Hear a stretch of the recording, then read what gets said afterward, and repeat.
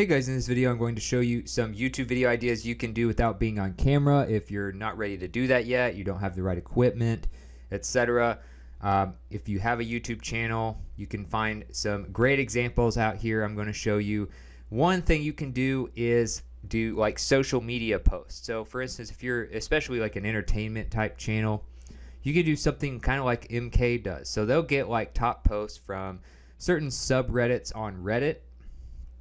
Like you have R mildly infuriating or R technically the truth or R mad lads, and they'll get like the top posts and then the top comments and things like that, and then they'll kind of put those in a video, and then they'll have some comedic commentary on top of it, but you never see the actual person's face that's doing the commentary, and yet they have 2 million subscribers. So this is a great example of like just using internet content as your visual and then adding some of your own commentary over it, and then creating videos that get hundreds of thousands of views on each one. And again, this can be applied to a lot of different industries, a lot of different types of channels.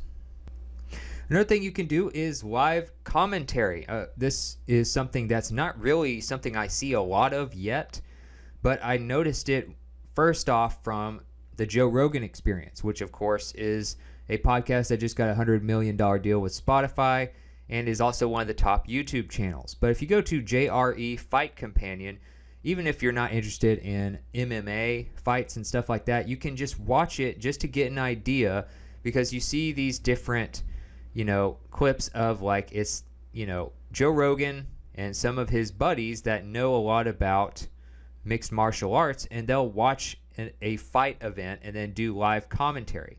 So you can get commentary from these guys without them having to actually be employed by the organization that is holding the fight events.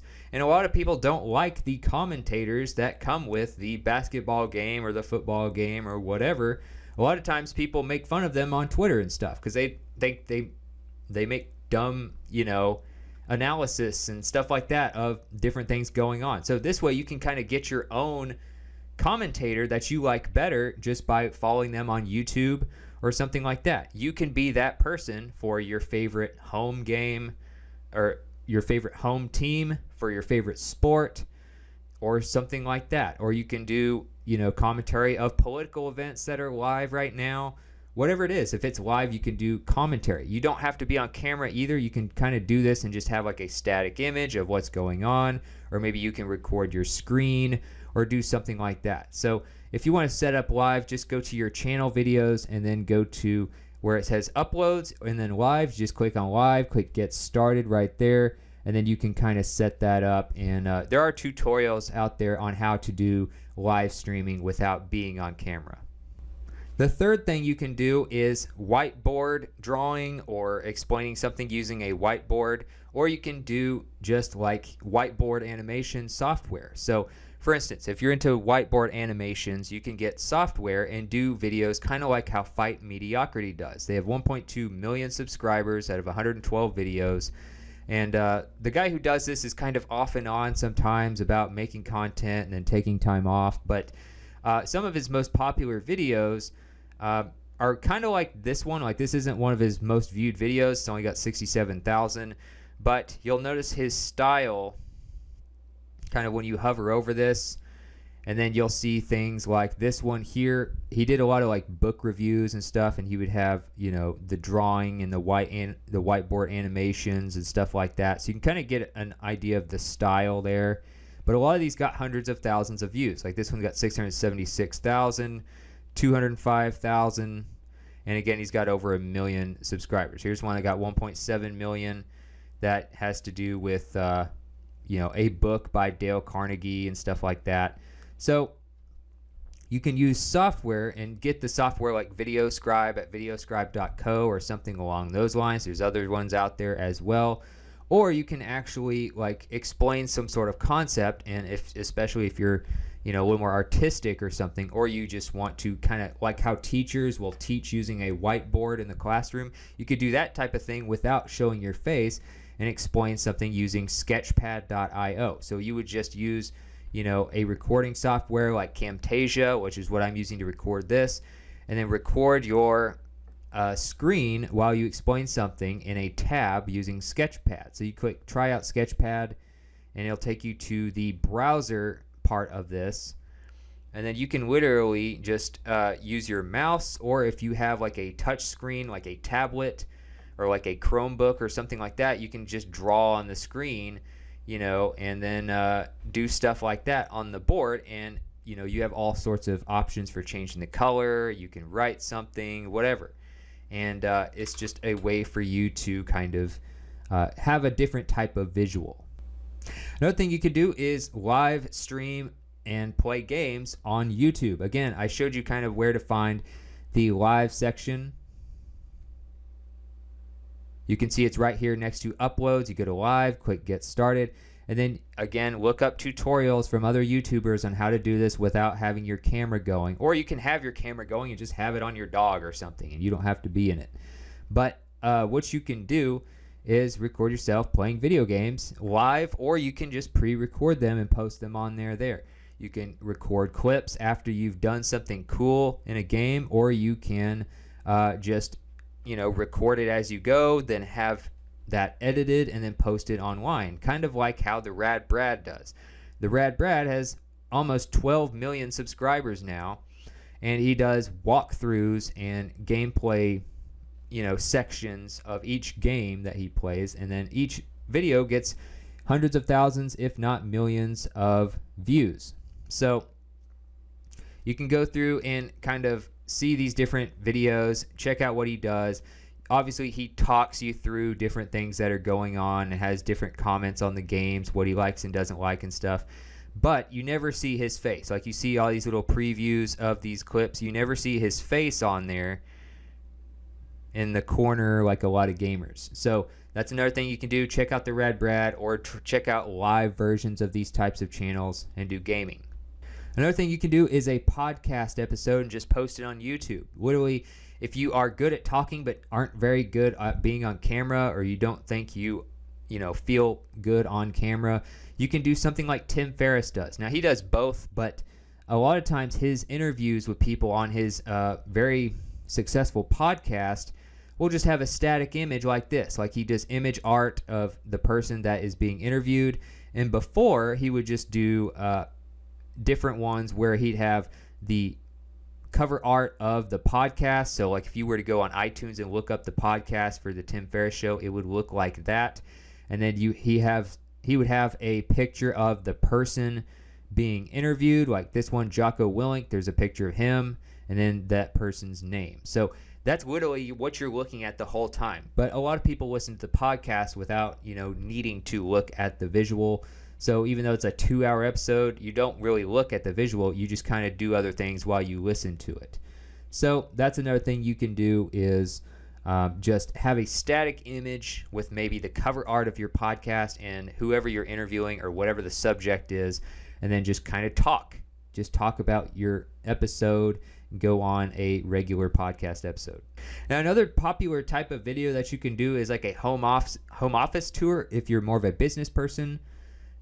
Or you can do a home tour, so which applies to pretty much everyone. If you're a gamer, you can do like a gaming room tour. There's a lot of different ways you can spin this off, but it's all pretty much the same type of video. So I just use this as an example. It's a channel I used to watch called Project Life Mastery.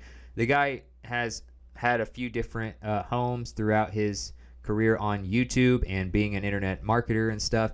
So if you look up Project Life Mastery, this is just an example of, he does some where he's actually in the video and has someone else doing the camera work. And then he has other ones where he has just the camera himself and he's just walking around. Like this one was 5 years ago.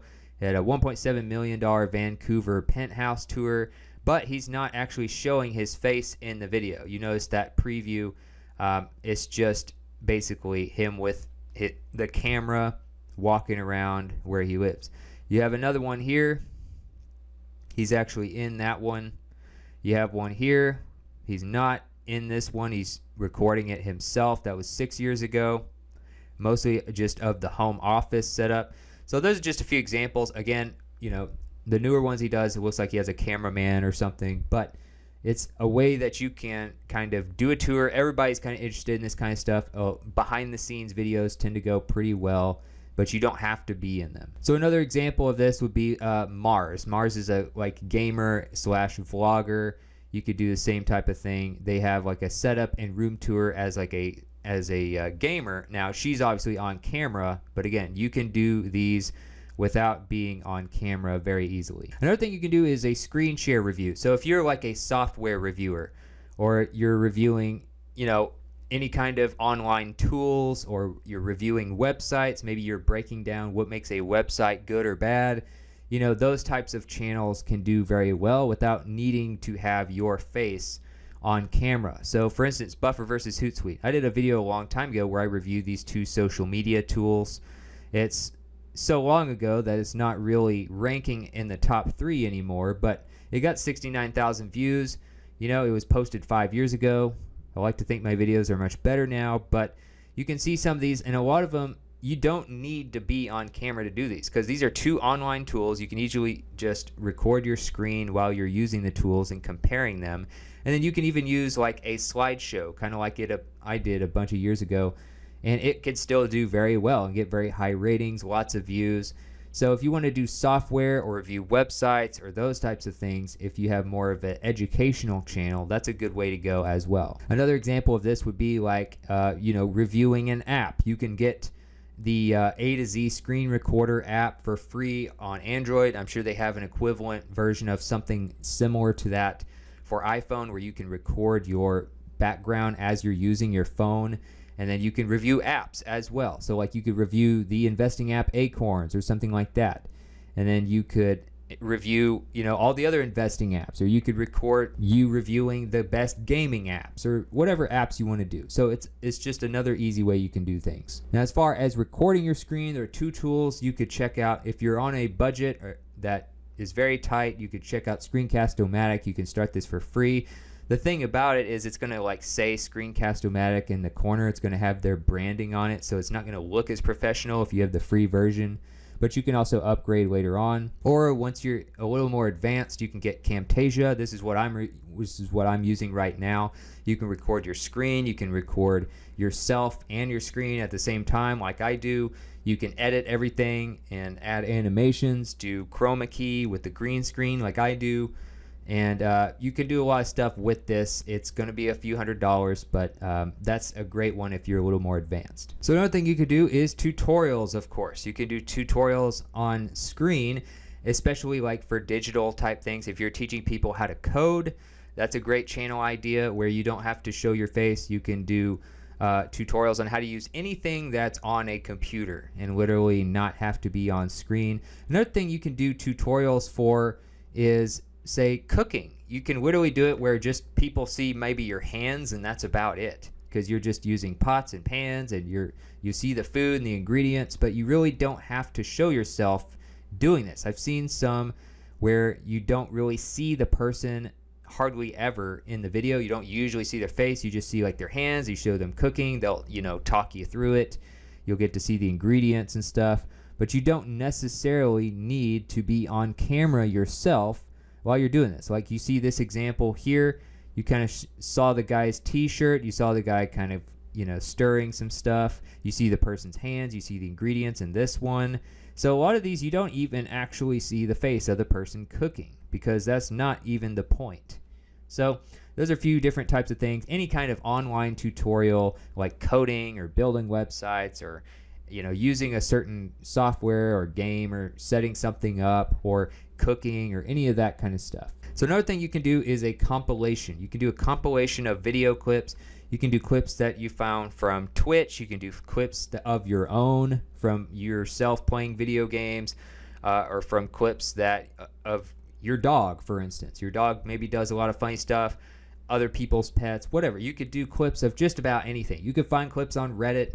You could find clips on Twitch, on Twitter, on pretty much anywhere, and do all sorts of compilations. There are a lot of channels that do this kind of stuff. So like for instance, if you went to Reddit and went to like no, no, no, yes, you'll find a lot of funny clips of things where things almost go completely wrong, and then something crazy happens at the end that goes right.